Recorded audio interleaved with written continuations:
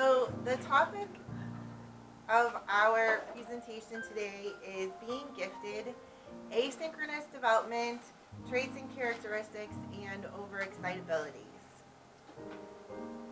This presentation is informed by a keynote address that was delivered by Dr. Jim Delisle at the Page 2018 conference. And the keynote address that he gave was entitled Learning to Exhale, Meeting the Intellectual and Emotional Needs of Gifted Children. And he shared a story of how his presentation got the title Learning to Exhale. And he equated that to the gifted child's experience when they get to be among intellectual peers in a setting where they are there specifically for gifted education. And he said that the experience of finally relaxing and exhaling and feeling as though the children were among their peers and felt safe, so was how the title for his keynote came about. So, learning to exhale. And he shared that gifted children possess unique social and emotional needs that must be understood and appreciated before they can be addressed appropriately.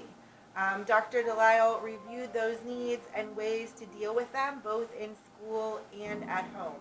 And some of the issues that were reviewed include understanding what giftedness is and what it is not, accepting personal imperfections in self and others, and recognizing the fact that being gifted means a whole lot more than just being smart. Throughout my presentation, I'm going to share some quotes that he shared, and this is one that he shared that I think has particular meaning for our topic. Giftedness is who you are, not what you do.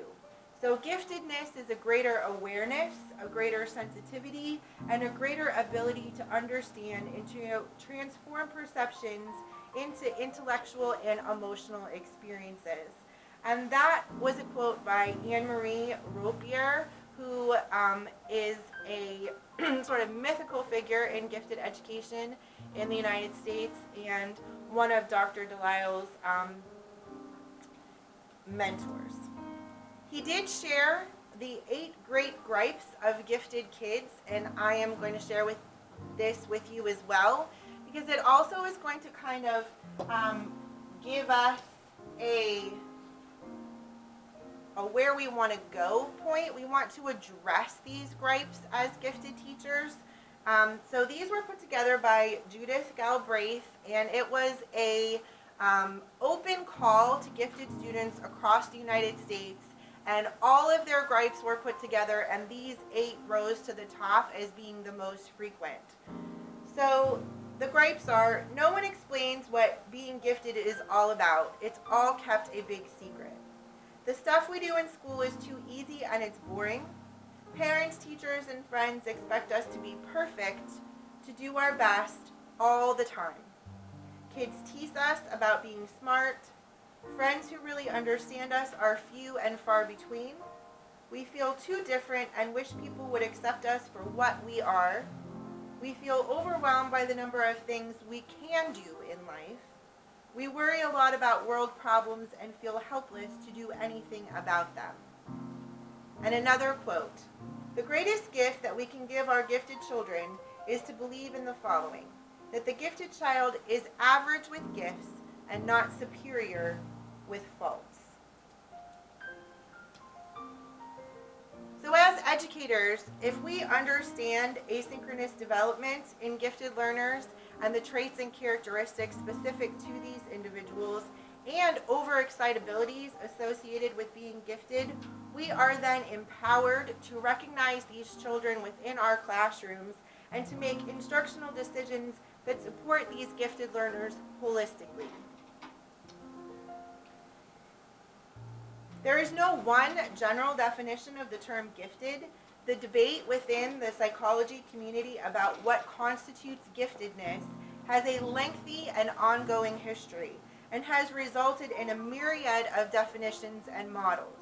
I'm going to focus on three: the federal definition, the Pennsylvania definition, and then a definition that I think most succinctly encompasses the complexity that is giftedness, that was produced by the Columbus Group and Linda Silverman in 1991. So the federal definition.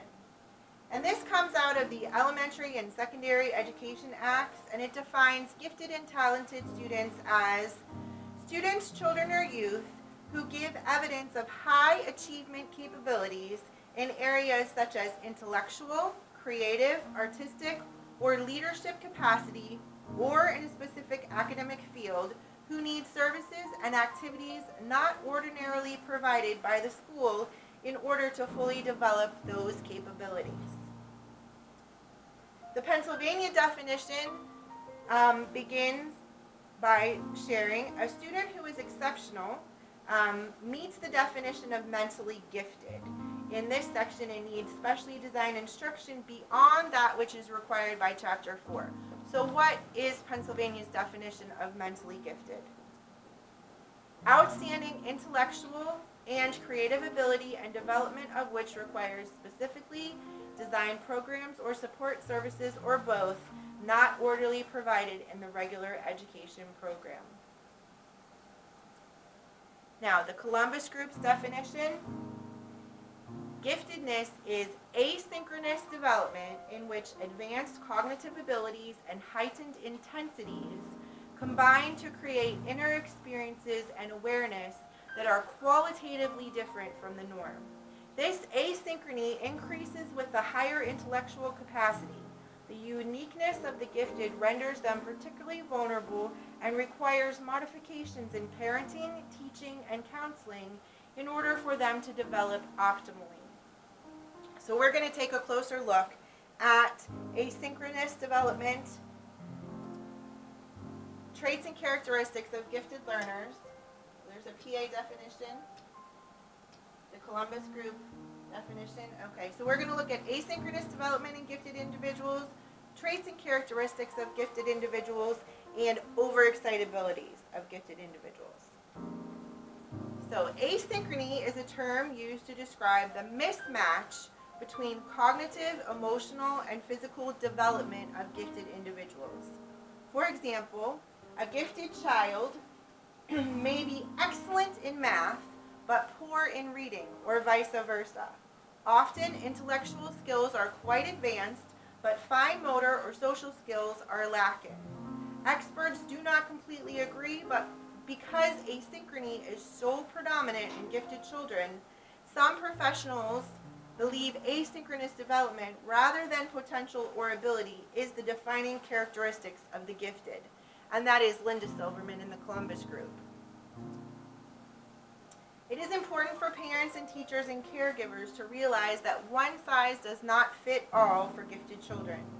Even though those who score a similar IQ may not have similar skills, personalities, rates of development, abilities, or interests. The individual traits of one gifted child may be extremely different from another. And the more highly gifted the gifted child, the more asynchronous she may be. For example, it is not unusual for a 7-year-old highly gifted child to be reading at a 6th grade level, performing math tasks at a 4th grade level, and have the fine motor skills of a 2nd grade level. At times, the child may appear to be functioning socially at a level far below their age mates. So what you might hear is, well, they're immature, but in reality, they have asynchronous development. This is a quote from a male who was 16 years of age. I am a very misunderstood person. People think my life is easy because I am talented, but I have a lot of problems on my own just because of these talents. I often get cut down for something good that I do. That is very hard to cope with. I am a very sensitive and emotional person. I get angered or saddened very easily. I can also get happy easily. I think I like this part of me. All the emotions make me feel good about myself. I am not a very confident person, though people think I am. And this quote gets to the emotional overexcitability that we're going to talk about in just a moment, and is related to Dabrowski's theory of positive disintegration. So this is a theory of personality development, and Dabrowski believed that some individuals are predisposed to experience life more intensely, and this predisposes them to frequent and severe crisis. This heightened sensitivity is based on genetic characteristics Dabrowski called developmental potential. The presence of increased sensitivity combined with crisis or disintegration represents an increased opportunity to develop to advanced levels of personality. Gifted individuals possess a nervous system wired to have a greater capacity to respond to both internal and external stimuli. The greater capacity to respond to stimuli is referred to as overexcitabilities, or OE, or superstimulability, or intensity. Gifted individuals can experience overexcitability in any of the 5 domains and in any combination of the 5 domains.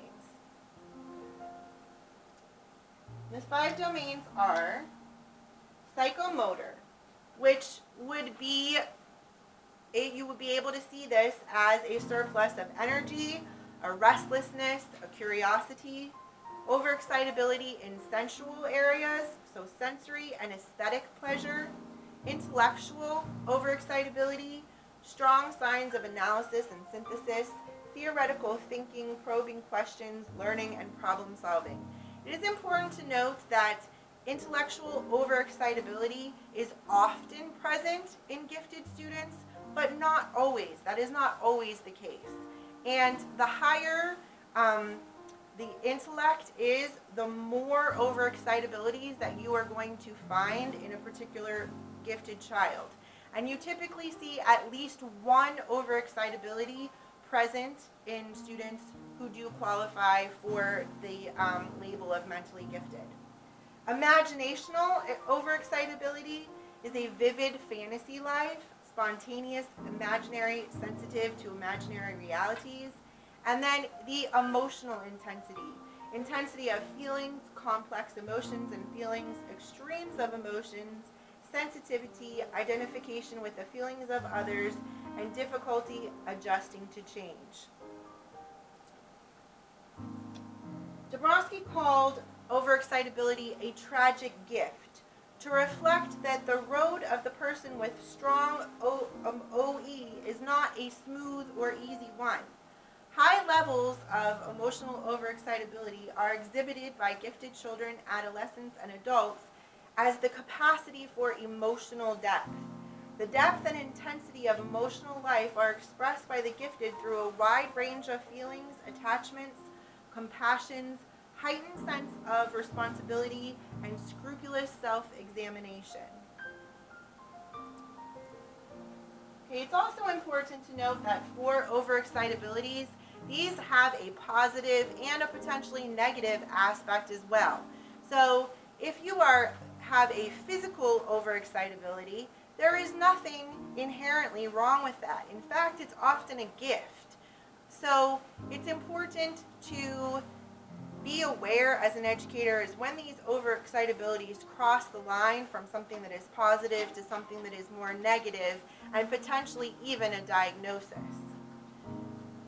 Moving on to traits and characteristics of gifted learners. In this column, you're going to see the characteristic. In the middle column, there's going to be the positive behavior that is associated with that trait or characteristic, and then a negative behavior. We won't go through all of them, but let's just look at one of them. So for the advanced vocabulary, this is a positive because the gifted child is able to communicate very well. However, it could be a negative if the child shows off or evokes peer resentment. So we as teachers need to be aware of these characteristics and how they manifest positively and negatively, and support our students if these characteristics are manifesting negatively. Okay, again, has a good sense of humor, comprehends and recognizes relationships, high academic achievement, individualistic, self-motivated, and self-sufficient. So how could someone who is self-motivated or self-sufficient, how could that be a negative? Well, it could if the child is aggressive or challenges authority. So then our role as a teacher would be to address that with the child and teach them positive ways to advocate for themselves and reduce tensions rather than having that trait manifest through the negative behavior. It is important that we as teachers consider each individual's unique and complex makeup, including their asynchronous development, overexcitabilities, and positive or negative behavioral traits, the whole child, in order to determine how best to meet their educational needs. This brings us to the topic of twice exceptional students. So, what is a twice exceptional student? Gifted learners who are twice exceptional, or 2E, are gifted and have a diagnosis of another co-occurring exceptionality that may be physical or cognitive. These individuals often exhibit more than one emotional excitability. So the diagnosis could be attention deficit, autism spectrum disorder, bipolar disorder, depression, emotional disturbance, or a learning disability. So you can be gifted and also have one of these diagnoses. And the services that you would get could include gifted support, learning support, occupational therapy, physical therapy, school counseling, or speech services. Next thing we are going to address is underrepresented populations. So underrepresented populations in gifted education include 2E students, African American students, incarcerated youth, English as a second language students, students with low SES, or students who identify with the LGBTQ community. And what is the solution for identifying these students who are from underrepresented populations? Well, there is a spatial processing assessment that is being used by the Johns Hopkins University to identify underrepresented populations, and they've experienced a great deal of success with the spatial processing assessment. Universal screeners that would be given at an entire grade level that would be chosen to be nonverbal, so that your English as a second language students would be able to exemplify their intelligence without it being tied to language. And then also responsive assessment. Another way to consider these is to consider the 80th percentile performance and above, rather than the traditional 95% that we look for when we are screening. And this is a quote from the book Stitches by Anne Lamott. As far as I can recall, none of the adults in my life ever once remembered to say, some people don't have a thick skin. Some people have a thick skin, and you don't. Your heart is really open, and that is going to cause pain, and that is an appropriate response to this world. The cost is high, but the blessings of being compassionate is beyond your wildest dreams. However, you're not going to feel that a lot in 7th grade. Just hang on. So I can't imagine that this is a highly sensitive child who has emotional overexcitability and is also very empathetic and most likely is concerned with large social issues and global issues. And this can cause a sense of isolation or depression, because the gifted child who is concerned about, say, world hunger at 6, 7, 8 years old don't necessarily have the tools to deal with those overwhelming emotions, nor do they know how to address that. So again, we as educators can help them by hearing them, recognizing their emotional excitability, and then directing them through perhaps some project-based learning for how to address on a smaller level the global issues that tug at their heartstrings. Social and emotional vulnerabilities. Because gifted children demonstrate greater maturity in some domains over others, they may be at greater risk for specific kinds of social and emotional difficulties if their needs are not met. These aspects may include heightened awareness, anxiety, perfectionism, stress issues with peer relationships, and concerns with identity and fit. Parents, adults, and caregivers in their lives need to stay in tune with their specific child's needs and help shape a strong framework for social and emotional health.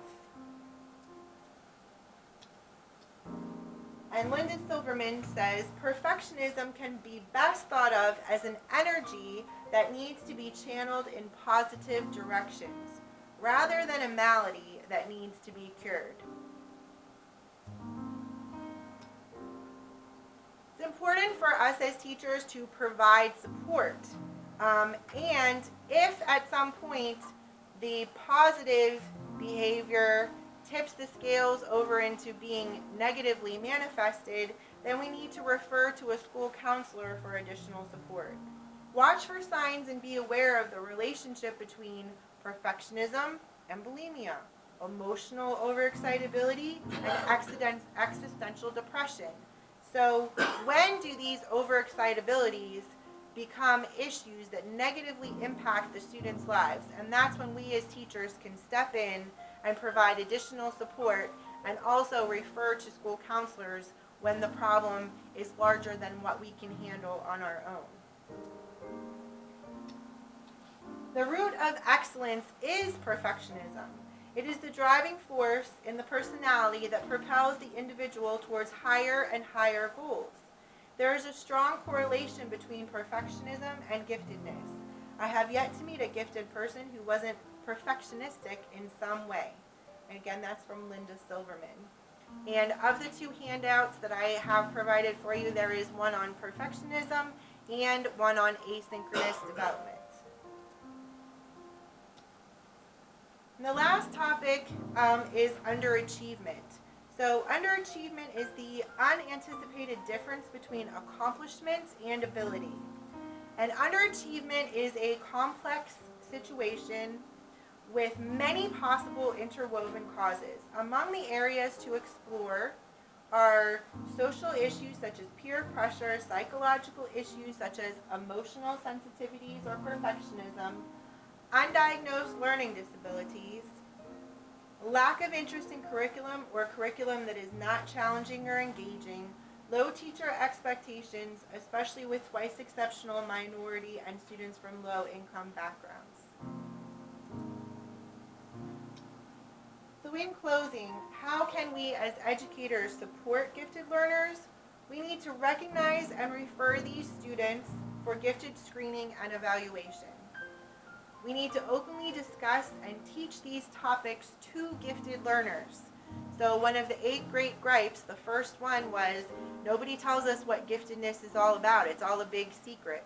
Well, I would say that we need to talk specifically and teach directly to students about the overexcitabilities, about asynchronous development, about the traits and characteristics and their positive and negative manifestations, so that we can empower the individual gifted learner to understand themselves better, to be able to take care of themselves better, advocate for themselves, so that they do have the most optimal trajectory for development. And we need to refer students to school counselors if the gifted learner is experiencing challenges, and develop mentoring relationships with gifted learners, because as we know, our relationship with our students is one of the greatest ways that we can positively impact their lives. I have provided several resources and citations for you. This is a link to the National Association for Gifted Children, the Gifted Developmental Center, Pennsylvania Pennsylvania Association for Gifted Education, and Hoagie's Gifted Education.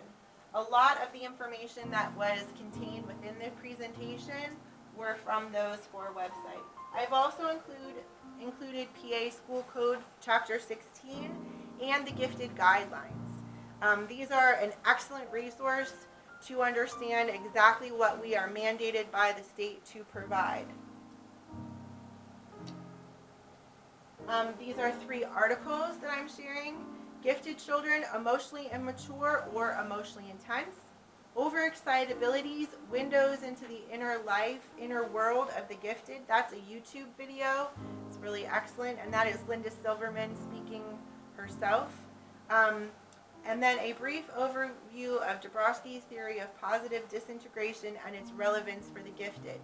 So the theory of positive disintegration, as I mentioned, is a theory of personality development, but within that, the overexcitabilities is sort of been applied to gifted learners. And through Linda Silverman's work, she has found that there is a very high correlation between those who are gifted and the number of overexcitabilities that they exhibit. The last resources, these are sort of this is from the Davidson group. It is ensuring gifted children with disabilities receive appropriate services. It's a call for comprehensive assessment. Identifying and serving culturally and linguistic diverse students, and the use of the WISC-5 for gifted and twice exceptional identification.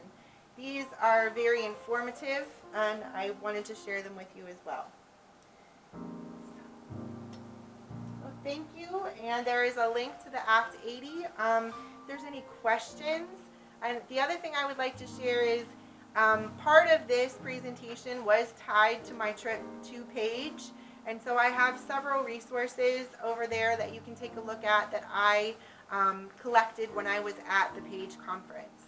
So are there any questions?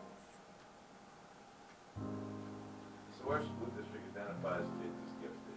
Yes. The process is can be started by whoever, if I'm correct, right? Yes. So, but does the decision ultimately come down to one person gathering the data and deciding whether that individual is gifted or not? No, it should never come down to one person making the decision. Rather, it's a team. So when a child is going through the evaluation process, it's called a GMDE, Gifted Multidisciplinary Evaluation. And there is an entire team that is supposed to meet together to review the data, because in order to qualify, to be eligible and qualify for the identification of mentally gifted, you need to have multiple data points. So not just an IQ score, but multiple data points, and also the input of multiple people, including parents or caregivers, the child's teachers who are familiar with them as a learner, the school psychologist, the school counselor, but there is a whole team that is, the way in which the state addresses this is that it is a team, the GMDE team, that makes the final determination about whether or not a child is mentally gifted and in need of gifted support services. That team is so that team is gathering the data of the IQ, the parents' input, the teacher input, And the grades and performance on things like the PSSA or the NWEA. So, could a student be diagnosed at Gateway School District as gifted, but then come to our school district and not truly be gifted based on? I know there's standards, but Right. Well, within the state of Pennsylvania, if you have a GIEP that you got within the Commonwealth of Pennsylvania, no matter where you go in the Commonwealth, what school you enroll in, that school will take and honor a GIEP developed within so if someone was at Gateway and moved here, then that student would be gifted, would be a part of the gifted program, and we would take the GIEP that they had and implement it to the best of our ability and make any changes. Programmatically we might not have the same programs, but it's our responsibility to meet the GIP the way in which it was written, or rewrite it, but we can't disqualify someone because they wouldn't, if we had done an evaluation according to our district, they wouldn't have made it. If they made it in the state of Pennsylvania, then then in our district, they're gifted as well. But it is possible that a kid is labeled gifted by one school district, but if they were to re-evaluate the kid at a different school district, it possibly could not lead to, like, they could decide. That is possible, yes, but it would need to be a GMDE team decision. Yeah, no, I get that. Yeah. Because I mean, I've taught long enough that I've seen kids come into the district that are labeled gifted, and as a teacher, if you don't see why are they labeled gifted, I guess is the way. And I know that gifted means many different things. It's not just good on the classroom. I get it. Yeah. But it just that like I said, that particular individual came from a different school district. It just makes me wonder if it's probably with anything. There's misdiagnosis all the time, with everything. So, Sure. Well, there's definitely, human error. Right. Absolutely. Is there a IQ that they kind of look at to get the ball rolling? Yeah, so nationally, the IQ to qualify for the label of mentally gifted is 130. In our district, we have a district cutoff of 125. However, it's very important to state that IQ score alone cannot be used to rule out or rule in a child. So say someone got a 124 and yet they have a portfolio of work and they have teachers' recommendations that are saying this child is in need of this. So then that child, even if they didn't make the IQ cutoff, could still be recognized as gifted. All right. Okay, thank you guys. No, we finished.